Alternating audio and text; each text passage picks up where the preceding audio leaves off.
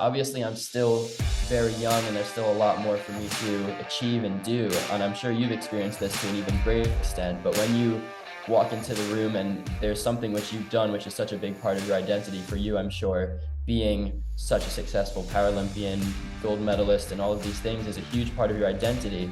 But I'm sure it can cause a lot of people to start to kind of maybe pigeonhole you into one box and not necessarily see the other facets of who you are, your interests, your goals, and all of those other things. So I think for me, it's kind of just trying to strike the balance between embracing the fact that music is a big part of who I am. It's something which I'm super passionate about, which I love and have done for years, but also wanting to make sure that people can relate to me and connect with me on more possibly fundamental human levels than necessarily just seeing, oh, this person has done X, Y, and Z. That's quite interesting. I think that I want to learn more about that rather than maybe striking up just a genuine connection with somebody.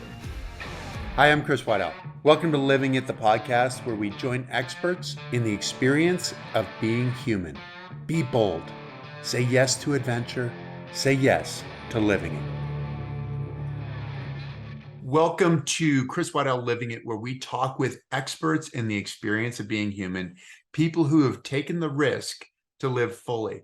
Today, we have Denis Coleman. I met Denis on the ski hill last year. We did the Deer Valley Ski with a Champion program, skied with him, his dad, one of his friends. And I was just captivated by Denis.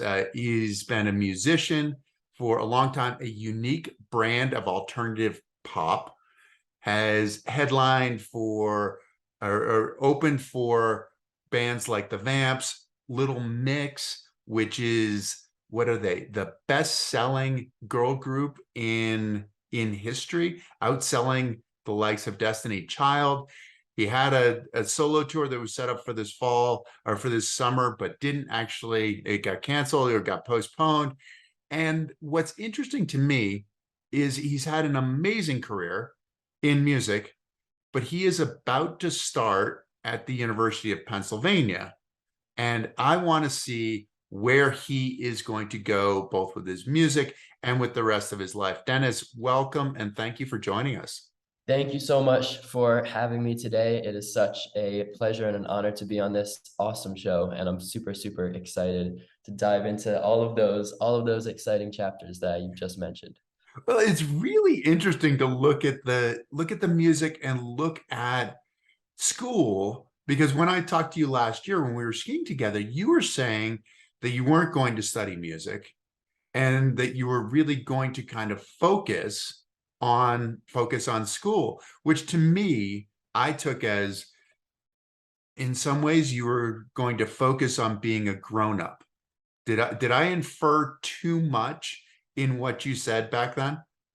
I think that there was definitely an element of wanting to have that progression and feel like I was sort of reaching the next stage of life and of experience and trying to sort of bring something new to the mix. But I think that for me, it was almost more just trying to have new experiences and push myself to take a hold of that opportunity, which had come my way, and not necessarily move away from music, but kind of just try to add more to the mix and really just go for everything that was possible at the time. Which makes perfect sense. It's kind of an interesting thing as you're anticipating going to school. You've had a career, and people know who you are. I can look you up on the internet and things come up. There are stories, there are videos, there are a variety of different things. And then starting school with a group of people who also are supremely talented, maybe not necessarily in the same way. How do you see those conversations go? Do you lead with the, hey, I'm a musician? Do you not tell people that you're a musician? Do you try to find your way separate from what you've done, or how does that work? It's always a question that I sort of grapple with to an extent. Obviously, I'm still very young and there's still a lot more for me to achieve and do. And I'm sure you've experienced this to an even greater extent, but when you walk into the room and there's something which you've done, which is such a big part of your identity for you, I'm sure, being such a successful Paralympian, gold medalist, and all of these things is a huge part of your identity. But I'm sure it can cause a lot of people to start to kind of maybe pigeonhole you into one box and not necessarily see the other facets of who you are, your interests, your goals, and all of those other things. So I think for me, it's kind of just trying to strike the balance between embracing the fact that music is a big part of who I am. It's something which I'm super passionate about, which I love and have done for years. But also wanting to make sure that people can relate to me and connect with me on more possibly fundamental human levels than necessarily just seeing, oh, this person has done X, Y, and Z. That's quite interesting. I think that I want to learn more about that rather than maybe striking up just a genuine connection with somebody. You said XYZ, so you've maintained the American side as well, right? Yeah.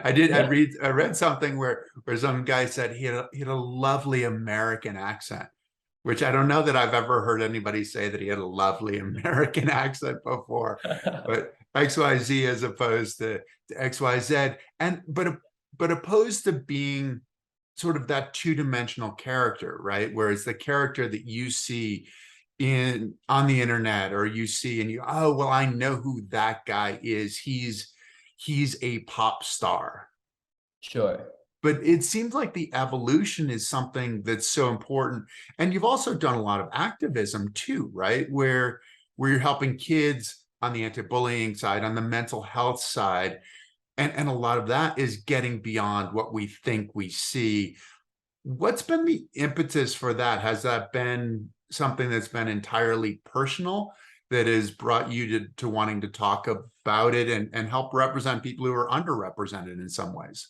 Yeah, absolutely. For me, it was that sort of impetus really came when I was quite young. I was about 15 years old. One of my closest friends, closest family friends, had been struggling with a period of depression and going through all sorts of different challenges. But I think the thing which really kind of kickstarted this desire to be an activist was not necessarily that he was struggling, but it was how oblivious I was to that fact for so long. It took me months, and it took his family months, and it took pretty much everyone around him a long period of time to actually notice that something was wrong and to realize exactly what had been going on in his head. And for me, it was that obliviousness, that sort of lack of awareness that was so striking and so concerning. And I thought, you know, at 15, my thought process was quite simple, but I think quite important, which was how many other kids are out there that are also going through the same thing, but have nobody to turn to, no one to talk to, have no real system in place to communicate what's going on and to get connected to the help that they need. And so what happened at that point is, while all of this was sort of going on in my personal life, my music career had just started to get going, and I had the opportunity to join a charity which was all about raising awareness for mental health and going into schools. And these two things sort of coincided perfectly for me. So I started working with this charity, and we would go into schools, we would do these couple, like maybe 2 or 3 weeks here and there of a tour, just go visiting 10, 15, 20 schools and trying to give talks to the students there, start these conversations, bring up these issues. And it was unbelievable to see the response, because even in just, 60 minutes of music and conversation, there would be dozens of students afterwards who said that that conversation had given them the confidence, or had let them know that it is okay to speak about the various challenges that they were coping with. So for me, that kind of opened my eyes to the possibilities there to have an impact, even if it's just on a handful of students here and there. If you do it enough, you really start to make that difference. And that's something which I've carried on doing ever since, and plan to continue in a certain fashion at Penn as well.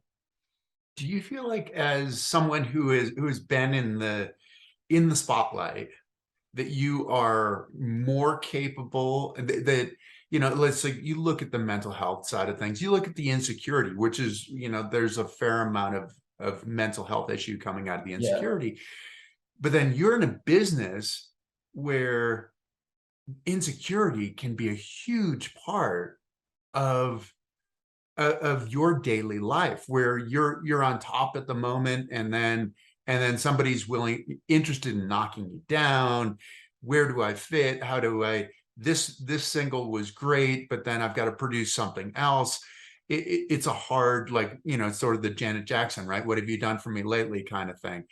And do you think you're more qualified as a result of having had the success, but also having had to deal with the difficulties on a Yeah. daily basis to be I able to mean, communicate? yeah, it's such a extreme sort of position to be in when it comes to music, and especially pop music, where the line between the artist and the art and the song and the identity and the brand that you're putting forward is so blurred. They're so connected. So it can very easily feel like, if people, whether people react positively or negatively to your music, a lot of that comes onto you as a person as well, because they're so interwoven. And so I think that while this is maybe a unique set of challenges that the average person might not necessarily come into contact with, it's definitely something which plays on my mind, and has affected my mental health in varying degrees over time. But I think that for me, more than necessarily having a unique insight, I feel like it's more about having a unique responsibility, and having this position of reach, where if I say something or I campaign for something, there's a few more thousand people that might see it than if someone else did. I feel like that position gives me that responsibility to make sure that what I do say or do has a benefit outside of just, you know, helping to boost my career slightly, or some other sort of purpose along the lines of that. It sounds like you've been talking just in this brief conversation about filling yourself out as a round human being, not being a two-dimensional, poster or something, like, which I'm sure there are many posters of you out there, but trying to fill out that round person, which is essentially giving other people permission to be who they are as well. If you're willing to do it in the public eye, it allows somebody else, without necessarily as much scrutiny, to be able to say, yeah, this is who I am, and it's not a finished product. Yes. How did this work for you? Like, back, I mean, you wrote your first pop song when you were 10 years old, right? Yeah. Yeah. Tiny little 10-year-old at the piano, like reaching up to the keys, trying to poke out a little tune. What did you know at 10 years old? Like, how did you come about writing a pop song, and then knowing what you wanted to talk about? And I'd imagine there's an evolution as well. Yes, there's such an evolution. You've touched on such a great sort of existential human question, which is about, identity and being versus becoming, and how that plays into music. And I think that for me, my transition is, as a writer, has kind of mirrored the path of growing up in many ways. And so as a kid, writing as a little, 10-year-old who could, the squeaky voice and could barely play the piano, trying to sort of make a song, I think for me it was all about imitation really at that age. And it was sort of looking at the artists who I enjoyed, who I looked up to, who inspired me, and thinking, what are they doing? That seems really cool. I wonder if I could do that too.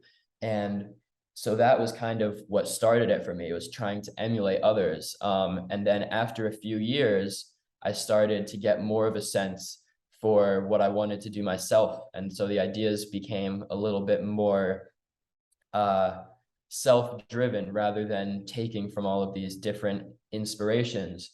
And then as time goes on, I think now I'm in a place nearly 10 years down the line where it's almost completely self-driven. Obviously, I take a lot of influence and inspiration from the artists around me, but my number one goal is no longer to do something as good as something else, but to just create something which feels fresh, new, and also true to myself and an accurate representation of myself. And I think that as pop stars or rock stars or musicians, artists, people in that public eye, what they and what we have the ability to do is to show that sort of complete commitment to originality and to self, and to show that, you know, if you look at the greatest throughout history, they all did something unique and maybe a little bit weird, a little bit out there that no one had done before. And what was so special and what connected so much is that people might not say, oh, I'm just like, you know, Michael Jackson, I do the same things every day, but it was Michael Jackson is just like Michael Jackson, and he is fully committed to this larger than life persona, or whoever it might be, this band have fully committed to all of these different things that make them them. Maybe I can commit to the little aspects that make me me, and try and just have that sense of comfort and willingness to be my, you know, true self without sounding a little bit cheesy. But that's kind of what it boils down to, I think. It's the same thing in sports, where the hardest thing to do is to let go. Hmm. You do your work, you do your preparation, and then you almost have to give it its own life. And Yeah. in music, it's got to be that same, where if you hold on so tightly Yeah. that it's never going to become anything. And you kind of have to take that little bit of that risk to really say, yeah, this is my voice. How does that voice develop? Because I mean, this is something that just interests me. Like, how do you tell that story? I've been reading Jeff Tweedy's book on how to write one song. And it's interesting because he talks about, you know, at certain times, like playing with words, and words that you think that just sort of a whole bunch of words, and put them together, and then they eventually sort of create something in some ways based on what you like, because we have an emotional connection to this, or it sounds good, or whatever it is. How is that process? Because it sounds like you have a fair amount of a thematic approach to Yes. your songs. Do you go in with a theme? Do you go in with an idea? Do you go in with a bunch of ideas, and all of a sudden something pops out that you go, whoa, where did that happen? Or how does it work? Yeah. So I'm very thematic focused. Generally, I focus on trying to have a lot of consistent ideas and tones between songs within different phases that I release them, and trying to have that cohesiveness. In terms of the writing process for me, I do always come in with what I sort of like to consider a little backup or a plan B, which is a somewhat assembled song idea, a lyric maybe with a melody or a chorus, which I can always have in my back pocket in case the writing process isn't flowing and I want to just fall back on something which I know is there. However, most of the time it is a very organic, free-flowing creative process. I'm a big fan of collaboration, so almost every song that I put out, I collaborate with generally one person, maybe two people, and we sit in a room together and just bounce ideas off of each other for the guitar melodies, the production, the drums, the lyrics, the melodies, all of that. And when it comes to writing the song itself, the vocal line and melodies and lyrics, I think that for me, it's a sort of phenomenon which I find very interesting, where frequently I just write and I just see what comes out, what feels natural, and the words that sit well in my head. I obviously go through to make sure that I'm making sense. I'm not just, chatting complete gibberish, but I sort of write this story as it feels natural and it flows with the music and the mood.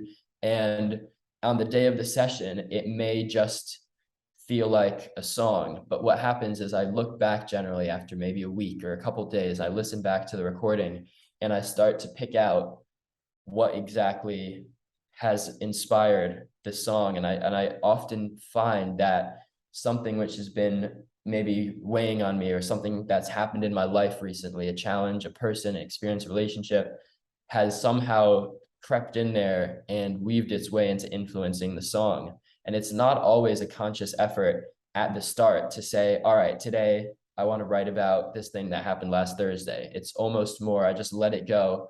And then I start to realize just how specific it is. And it has related to some sort of thing which has happened in my personal life. So that's kind of how it generally works for me. It's almost a process of self-discovery at times, to listen back to my music and try and pinpoint which moments and experiences led to all of the different things that I've written about.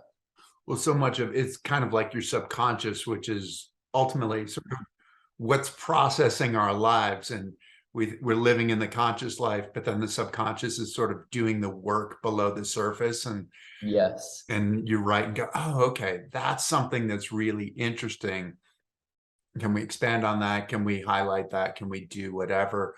The being in the studio, I've been watching the Beatles documentary, the Yeah. Let It Be documentary, which as an outsider, watching that process happen, where you're talking about a variety of different people, a variety of different instruments kind of coming together. And what's really cool is this sense of play. And you're doing a little bit of something here and somebody else is doing something, and it kind of sort of comes together. But as the audience, for me, I looked at it and went, what an amazing confidence to Yeah. be able to allow yourself to play, to be able to be comfortable in your ability Yes. to produce it, and just sort of go into song as somebody else is doing something. You start singing something or whatever, and it comes out, or and maybe you don't have the lyrics, maybe you do have the lyrics. Does it feel like what it looked like to me, or are you guys just kind of like just in it and just having fun and something comes out of it? So it's kind of a mix. And it's like, for me, I feel like creating the best songs is in many ways all about chaos, and kind of controlled chaos. And as musicians, we have sort of a path that we follow, which is hemmed in by the key and the time signature and the chord progression, and a few things which we all kind of hold in common as musicians within a song. However, once you're in that song, the beauty of music is that the combinations are pretty much endless. And there's no real way to say that one option is better than the other, besides it sounds good to me or it doesn't sound good. And so when you're in that position, it really is about just committing to that chaos and trying everything until it feels right. And I think that to really do that successfully, you fundamentally do need to have confidence in your ability to do that and to commit to that.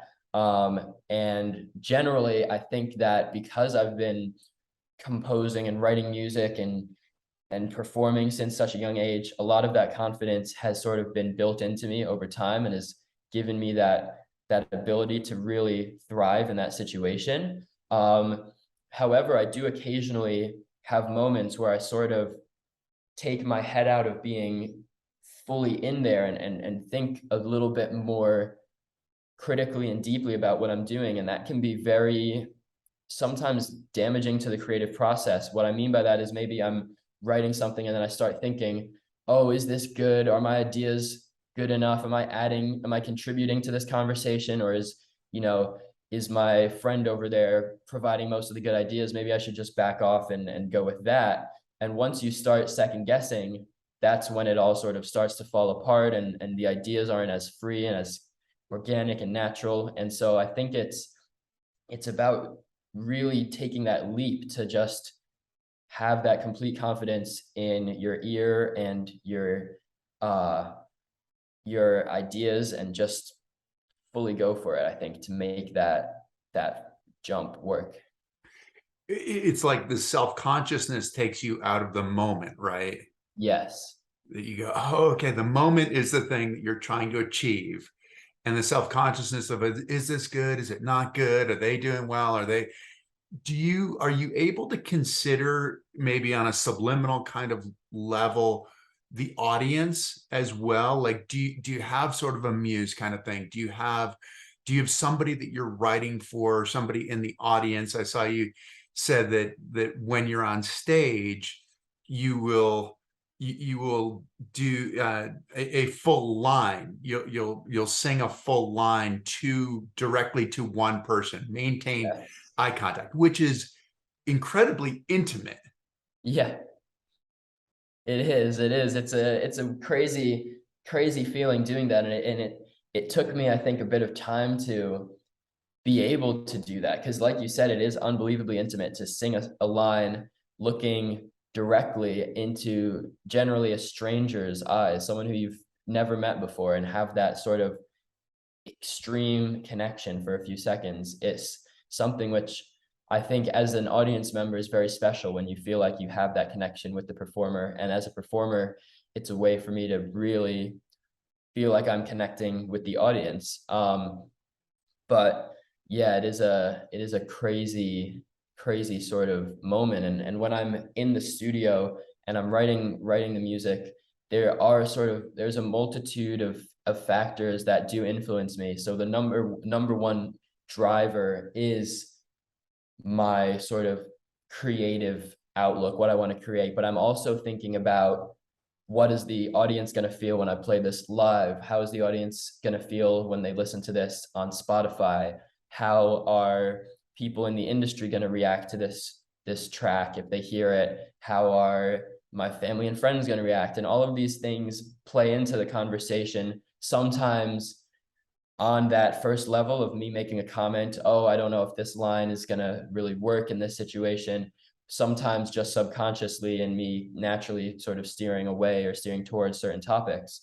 But I do think that there is a real plethora of different influences and factors that come in. And I think that the sweet spot with it is finding how to let all of these influences and all of these motivations sort of take sort of fit around the key impetus and the key flow of the songwriting, and hold everything in place and keep sort of ticking away around it, but really allowing that sense of chaos to guide it. And I wonder, do you experience something like that in as a sports person as well, when you get there to the top of the mountain, and obviously your technical expertise and know-how is tremendous and you've been practicing these techniques, but does there come a moment where you have to kind of trust that all of that is going to keep ticking and just sort of fly and go for it, and start doing what you know how to do, and kind of leave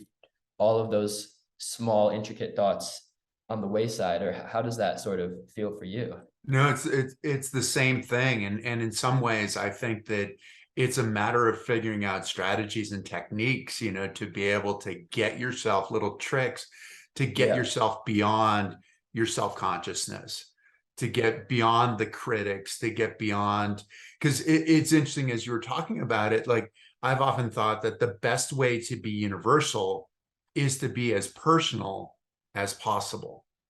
But then Yeah. that's being honest, that's being vulnerable, and and you're talking about a variety of different audiences, right? Where you're talking about your family, and your family's like, really, like, Denis, are you actually thinking that? Are you okay? Do we need to get into something, or whatever, and yeah, so those are big questions, right? Those are big concerns. Is my family going to be okay with this? Are my fans going to be okay? Am I presenting a completed thought Yeah. or an embryonic thought? Hmm.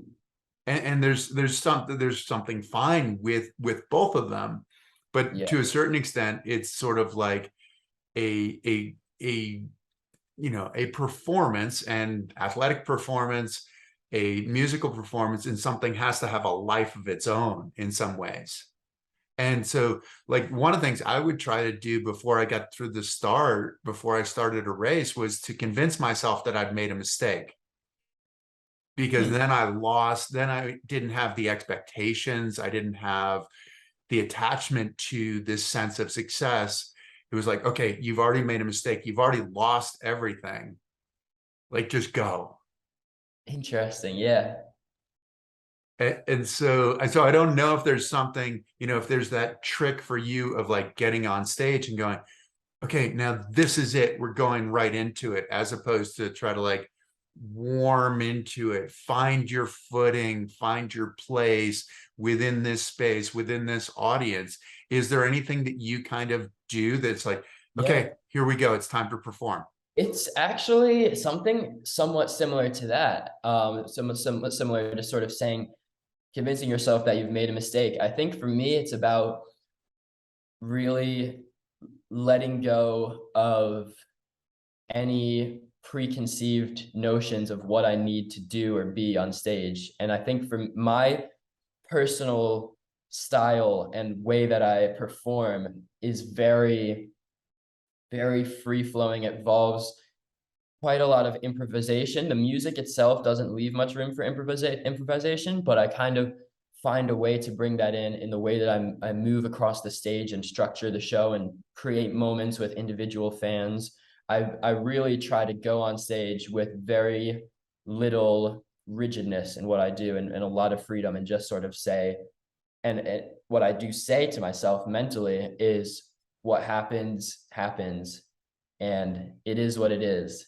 And rather than sort of pumping myself up like, this has to be your best show ever, you have to do this, do that, blah, blah, blah, blah, blah. I just sort of think to myself, I could go on stage, I could fall over or, tumble off the stage, forget my words, but it is what it is. And I think that I'll be able to get through it no matter what happens. And it's kind of just trusting in that ability that whatever happens, I'll hopefully be able to figure it out somehow. That really gives me the confidence to be able to go for it.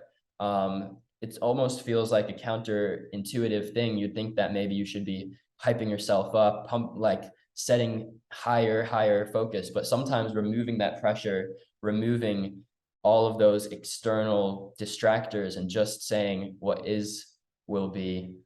I'll commit to that and have fun and do the best that I can, but not focus on, what that means for anything outside of the next 20 minutes that I'm on the stage. That's kind of how I go about it. It's really similar. I do a lot of speaking, right? So it's a similar kind of thing. And there have been times that I've been on stage and I open my mouth and things come out. Yeah. And it's almost out of body in some ways, where you kind of, wow, like that actually sounds intelligent and you made sense. And does stuff like that happen for you, where you kind of like, you have the confidence to put yourself into that position and Yeah. know that something will happen, but then there's a surprise part? There is such a surprise part. And in the public speaking that I've done as well, in terms of awareness for mental health and these sort of things, I do have that very strange sensation of sort of going to speak about something, not really being sure what I'll say, and the words are flowing out and coming out even before I've fully formed the thoughts, but it doesn't sound terrible. Like, it does make sense. It is English. It is an actual sentence, and it starts to kind of go, and you just go with the flow. And it takes, I think it's that extra step of confidence. There's that initial step to get into that position, which can be super scary for people. It has been scary for me before, but I think I've found a way to really combat the nerves quite well, but which is putting yourself in that position to begin with, being in a public speaking situation, going out on stage to perform, going out on the mountain in a race, whatever it might be. And then there's the confidence to go for it when you're in that position.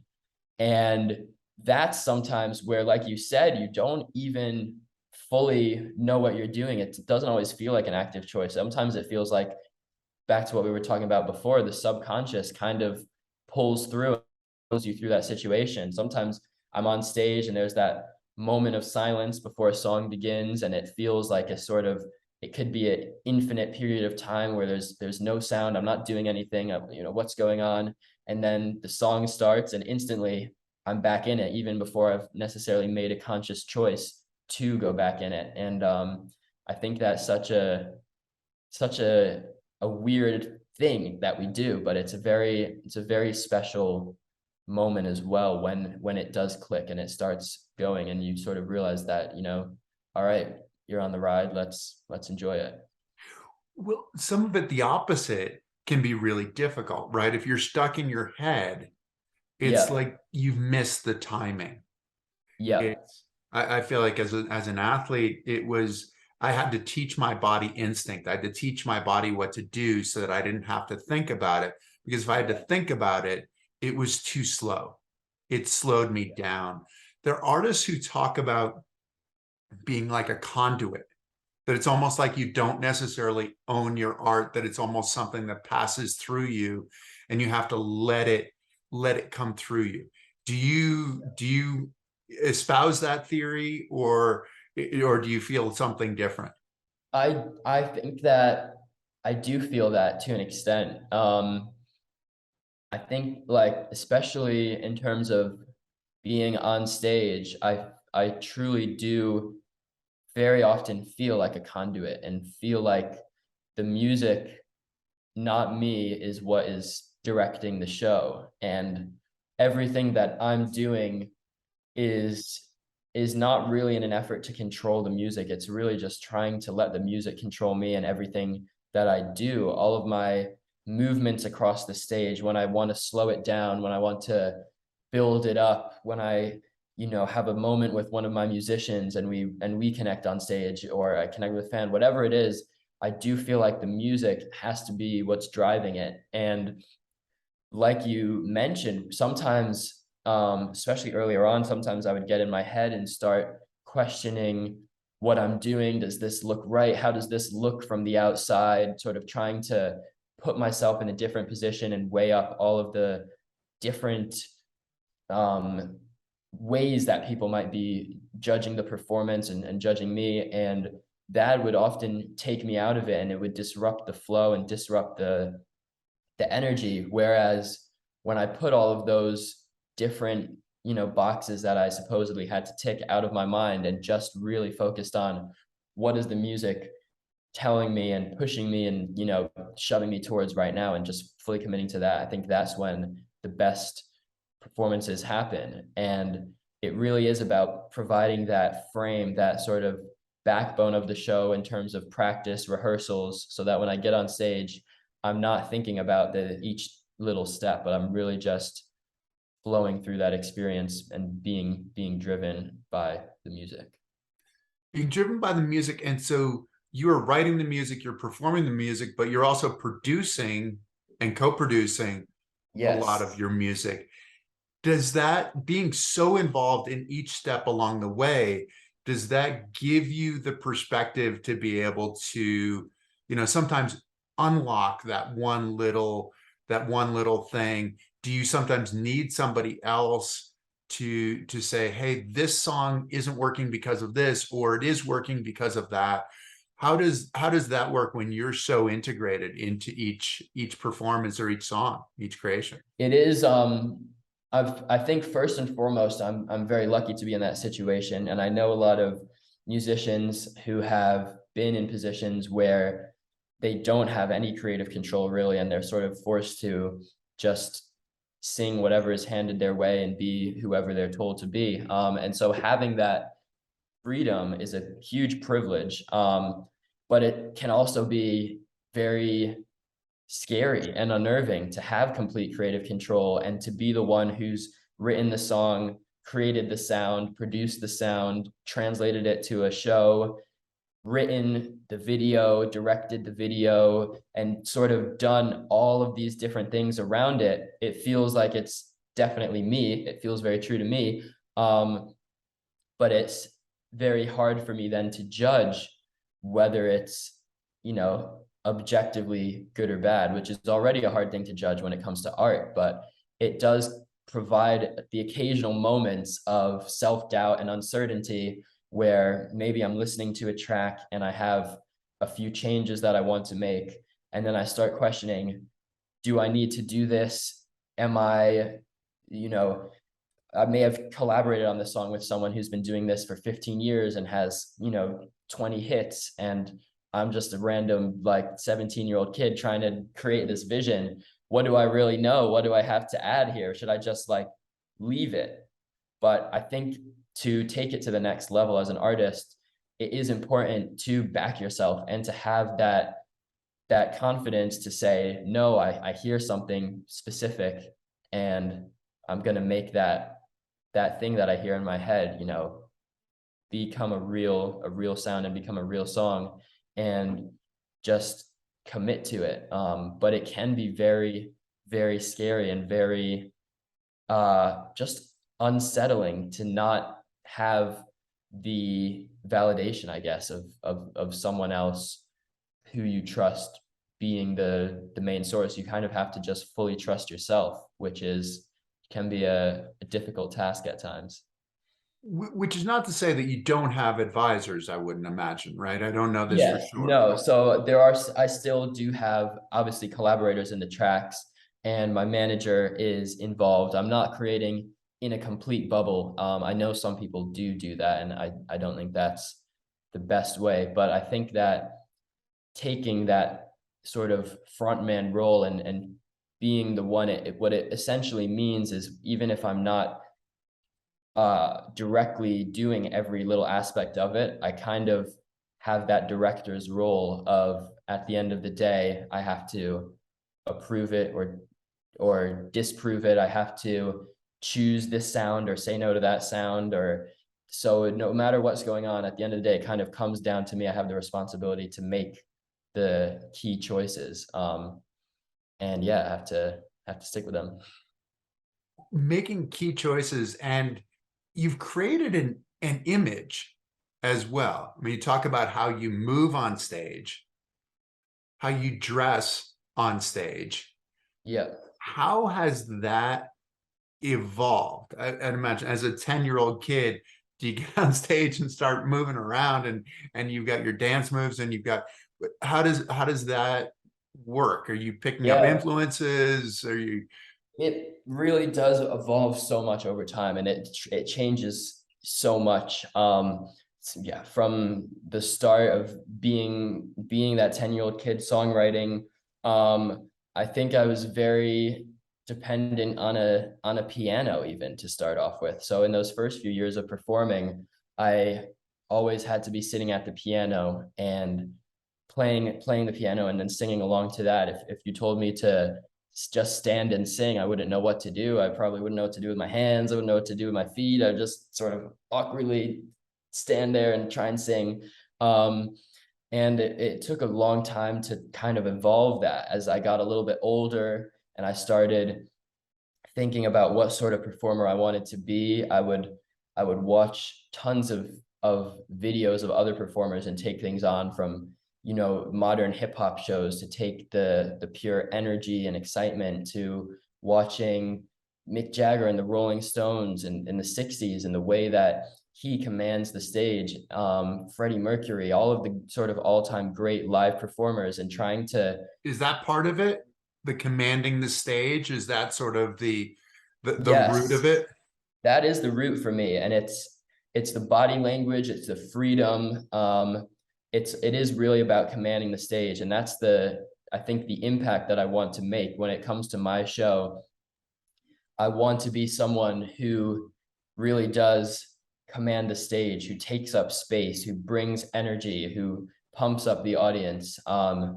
That's kind of my ultimate goal when it comes to my live performances. And so for me, it was a process over many years of taking on these different inspirations and just practicing being on stage and getting comfortable in that place, which for most people I would say is distinctly outside the comfort zone. But for me, it was kind of turning that place into my own comfort zone. And I feel like I'm at a stage now where performing arguably is my comfort zone. It's somewhere where I feel that's where I want to be. I feel my most, true self there. It's weird how that has kind of turned out. and most alive, I would imagine. Absolutely. Absolutely. Yeah. How do you describe your style, both your style of movement on stage and your style, your fashion style, if I can call it that? Sure. I think it's a real mix of elements. There's some in terms of the style, it's it stretches from in terms of practical looks, a lot of uh patterned jeans, sweaters, uh knitwear, sometimes more up fashion looks. But I think the real stylistic influences are everything from punk and some of Vivienne Westwood's influences to more modern looks, in terms of streetwear and casual wear, and kind of just trying to create a look which feels a bit larger than life, a bit more exciting than something that you might just see on the street, whether that's more colorful or more intense, or just something that creates a silhouette maybe, which is striking, and trying to kind of play with all of these different influences. And then in terms of my movement on stage, for me, it is always about the energy and the different little building blocks I use to create that. As I touched on before, they take influence from, some of the hand movements of maybe a hip hop artist, a Kendrick Lamar, Drake. Some people who are so far from the type of music I make, but then the way that I structure the performance and the stance, the sort of ferocity almost of the performance, I think you might see elements of someone like Mick Jagger, and having that sort of trying to attempt to create that rock star persona, that brazen confidence, that where the movement is almost beyond movement. It's more just expression and energy and flow. And it's very hard to really capture that mindset in words. But it's all about just having that impact so that when I am on stage, for me, it's just having that big moment, even if it's just for a few minutes, where you really leave a lasting impression on someone and hopefully shake up the room a little bit. Yeah, I mean, as I was watching, I mean, some of the clothes with you talk about the knits, like oversized knits, like oversized sweaters. There was one suit that you were wearing that was like blue and red stripe that had to be, I mean, the stripes had to be 3 or 4 inches wide, kind of thing. I mean, it's almost Alice in Wonderland. It's Yes. almost David Bowie in some ways, like the theatrical part of the show. It's not necessarily just the content of the show, but it's the theatrics. It's going someplace different. Yes, absolutely. I think it's just trying to give that little, influx of something different, something exciting, something fresh. And taking inspiration from people like David Bowie, who did have that huge theatrical element to their show, even someone like The Weeknd, who has come from a sort of almost lo-fi hip hop R&B background, and has gone on to create essentially a cinematic universe for his album. And in terms of everything from the styling to the videos to the sound, for me, it's kind of taking all these influences and trying to add a bit of theatricality, almost a bit of a cinematic feel to the performance. And whether it is taking that Alice in Wonderland-esque sort of suit, or perhaps I'm wearing a vintage sweater that's sort of torn apart and has this character to it. All of these different things are just sort of striving to fit that box, and to be a look that when I see it, I feel is exciting, is different, is fresh. That's kind of the goal for me. I've always wondered this, how much of who you are on stage is then who you are in your individual life. I mean, I remember reading about Keith Richards where he and his girlfriend were like, exchanging clothes, like he'd wear her clothes out or whatever. It's like, is that the mark of being a rock star, when you are the person on stage in your everyday life? There's no back and forth.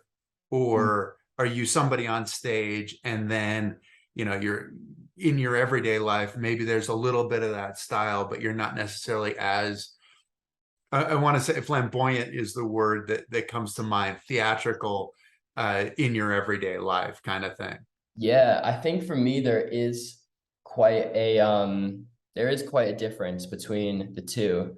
And my sort of onstage persona versus in real life, even in terms of everyday, styling and fashion, there's quite a difference there in terms of what I wear. But even in terms of my, personality and energy in my day-to-day life, I would consider myself quite a chilled person, quite relaxed, uh, sometimes even a bit heady and very like philosophical at times even. Whereas on stage, it's all about just living in the moment and trying to sort of have that bravado and confidence and energy.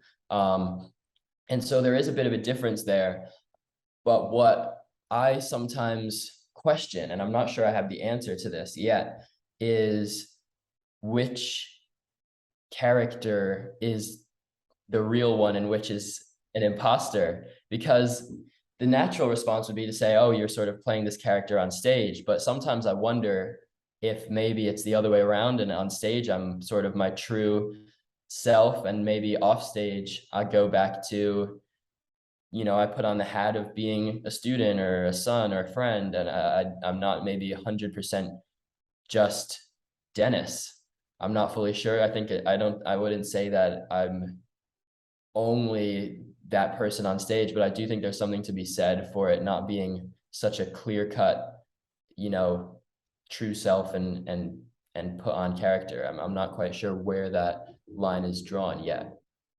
Well, you said you feel most alive when you're on stage. Yes, I do feel most alive. And that feeling of being alive and fully being in the moment and bringing to life something which bringing to life my music, which is something which I've already brought to life in terms of creating it out of nothing. That is an unparalleled feeling of vitality, feeling alive, and feeling super personal and super genuine. And so I do think that there's a lot to be said for maybe my onstage persona is maybe the most, accurate depiction of who I am. The most genuine. But yet there's a bit of that desire to sort of retreat to the background sometimes in your Mm. everyday life. Am I picking that up as well? Yeah, a little bit. I think it is really a balance, because I do obviously love performing and being in that position. But then again, I'm not someone who is sort of built to constantly be the center, the focus. Sometimes I do take more of a background role. Sometimes I can be a bit of an introvert and need that time, to myself to get my headspace right and refocus and energize. So I think that there definitely does have to be a balance struck there. I've definitely heard that with the introvert extrovert. I often say that I'm a professional extrovert and a personal introvert. Interesting. Yeah. That it really is kind of where you empower yourself, where you regain your power, where you recharge is do you do it when you're in front of people, with people, or do you do it on your own? And for me, I really do it on my own. I recharge on my own. And Yeah. so it sounds like there might be something sort of similar for you. Absolutely. I think I definitely relate to that sentiment of a professional extrovert, personal introvert. And I do have the same thing. I think when I am with people, I'm in whether I'm with people socially or in that professional environment, performing, writing, I thrive there. I enjoy it, and I definitely would describe myself as quite an extroverted person. I think a lot of people might assume that about me, but I do need to have that personal time. And I think as a creative individual, that personal time is really key to keeping my extroverted creative side ticking along and functioning. And when I go to the studio to write a song or choose a topic, the only reason that I have any sense of what to grasp at and what to talk about is because for the previous several months or years, that introverted side is kind of trying to stay in touch with me and the themes that are important to me, the ideas that are sort of ticking along through time, and being able to be in touch with myself and my own thoughts is what allows me to then extrapolate from that into creating song or whatever it might be, in those other environments. And sharing those thoughts. Yes. Right. To And be welcome enough and comfortable enough to share those thoughts, and developed enough actually in your thinking too. One of the themes that you talk about is the idea of dopamine, right? The dopamine that with regard to social media and sort of the pandemic of what we have, or epidemic of getting these quick hits. How does that, can I take that onto a personal level for you as a performer? So you're on stage and everybody in the audience falls in love with you. There is nothing better than that feeling of communicating who you are, what you're all about, what you're working on, and having that received. But yeah, then you leave the stage and you leave that. yes, What is that like? One, doing that on stage, but two, now leaving, at least for a little while, performing yeah, and going to school, and knowing that you're not necessarily going to get that same rush, which I'd imagine you get to a yeah. point that you need it. You do 100%. It's like you said, it is unparalleled, that sort of feeling. And it can be very addictive. And there's always periods after a tour finishes, where I need maybe at least a week or 2 weeks, sometimes more, to feel like I've at least semi-recovered from that and get back into sort of like an even keel. In terms of, I guess you could call it mental health, but it's really just that state of mind.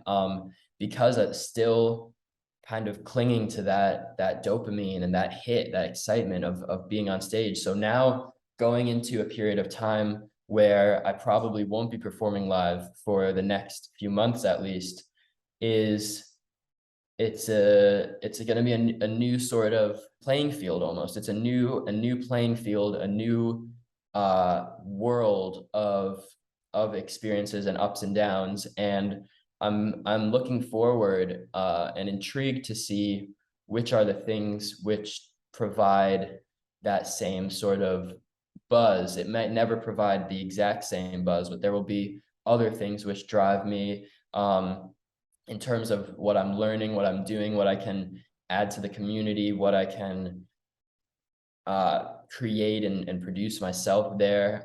So I think it's definitely going to be a new set of challenges and successes to take into account.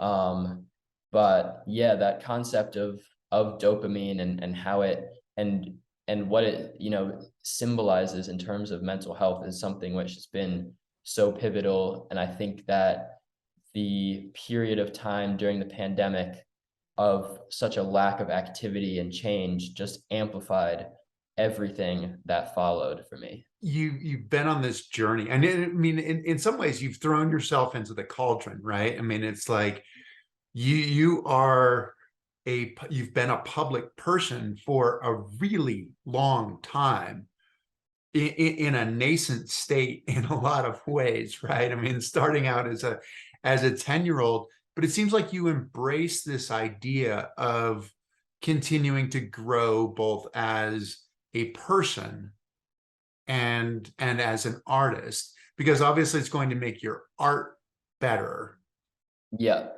if you continue to grow. What are the things that drive you? Like, what are you looking forward to studying? To touch on that previous point as well, I do think that it is a big reason, and a big sort of mindset shift that allowed me to rationalize going to college and doing such a big change, was those gained experiences and new environment that I would find myself in, and the possibilities that would, ensue for creativity, and the new stories that I would have to tell, the new, all of the new things I would want to write about.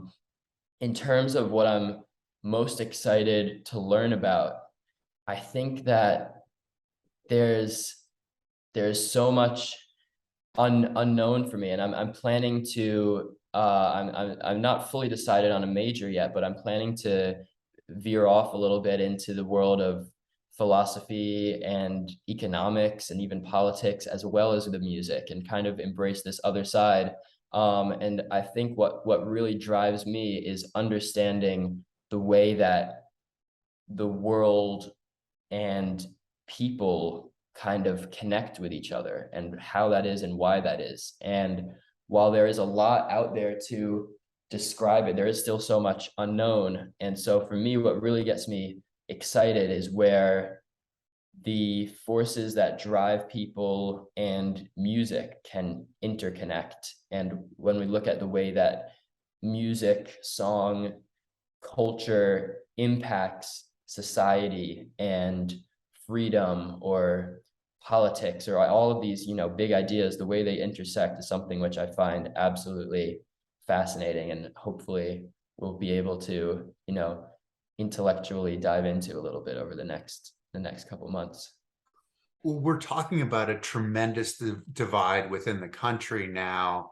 I mean, the gulf has become bigger and bigger, both in the country and in the world. But there's a responsibility to art, isn't there, to be on the cutting edge and to help us define what it means to be in this world, what it means to be human, what it means to interconnect. What do you feel like your role is in making that happen? I think that as time goes on, and I gain more and more perspective and reach, I think that increasingly that sort of big picture view is something which I will want to delve into. I feel like in the last few months for me, I've found my area, my zone is sort of tackling mental health of young people. That's something which I felt I could relate to, and I could, add some value and help in that sphere.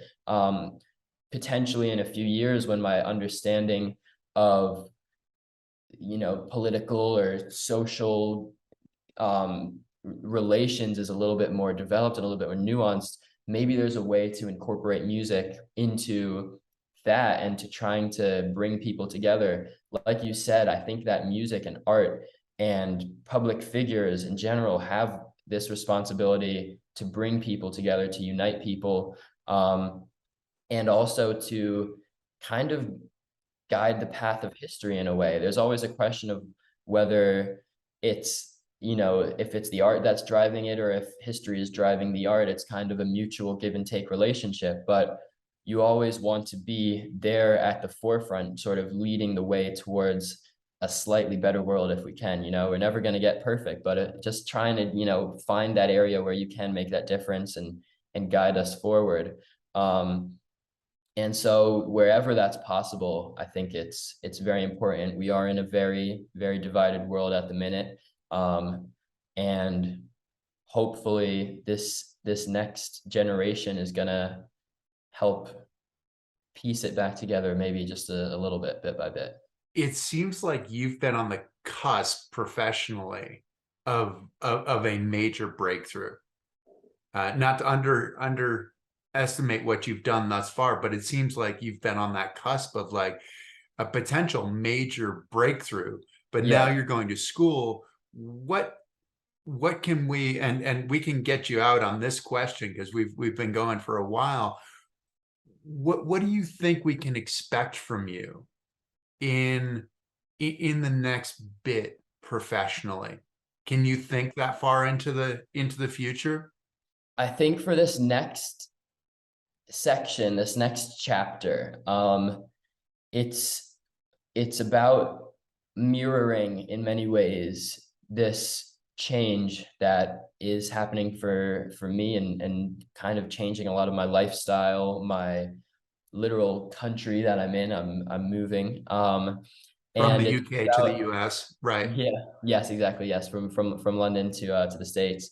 And it's about trying to, I guess, tell that story of change and turmoil. I always like to write about topics which have a little bit of, I'm not sure if darkness is quite the right word, but a little bit of an edge to them, a little bit of something that you can feel. And I think that there's going to be a lot of emotions and challenges and ups and downs coming my way, and I hope that there are, because the idea of really experiencing this change and this new life is something which I find very exciting, and hopefully she would be a good source of inspiration, and a really driving factor in my music. So in terms of what I'm writing about, I hope that that's the case. And in terms of what I'm doing, it's just going to be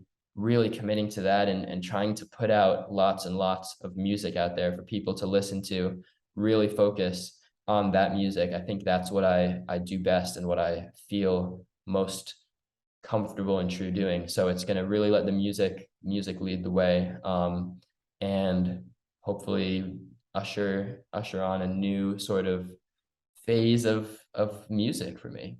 Exactly. I mean, you've been doing this for almost half of your life thus Yeah, far, which is kind of a big pretty deal. it's pretty insane. It's pretty insane. And I look back at how much time I've spent, working on this, and it's yeah, it's unbelievable. It's a lot of time, a lot of focus, and I've loved every second that I've spent doing it. So I think that it's a big part of my past, and definitely a big part of my future. Yeah, and it's interesting listening to you as well because you're talking about music that has an edge to it. You're talking about creating out of the chaos, but also the end product is something that grabs us and brings us to a happier place as well. That we're on stage moving with you in a lot of ways through your music. So Yeah, I love the juxtaposition of the two things where you can work that message into something that seems really happy and light and fun, and but absolutely. yet there are two parts of it. So thank you for so much of what you're doing, and for joining us right before you embark on this next adventure that is school. Yeah, thank you so much for having me on this incredible podcast. It's been a great conversation. Um, so fun to talk about this, and as always, talk to you, and hear about everything. So very grateful. Thank you. Always a pleasure. Thank you, Dennis. This will certainly not be the last conversation. We look forward to following you, and look forward to talking again. So thank you on that. Thank you to all of you for tuning in. I hope that you've enjoyed it. If you have, the greatest gift you can give us is to tell your friends. Tell your friends to tune in, that these are great conversations. Tune in again next week. Like us, follow us, and we'll do our best to bring you the best content that we possibly can. So, Dennis, best of luck. Have a great time in school, and we'll look forward to seeing you soon. Thank you for joining us. Please subscribe to Chris Waddell Living It for more stories on the adaptive community, the Paralympics, artists, athletes, entrepreneurs, experts in the experience of being human. Also follow us on Spotify, Apple, Facebook, and Instagram. I look forward to seeing you next week.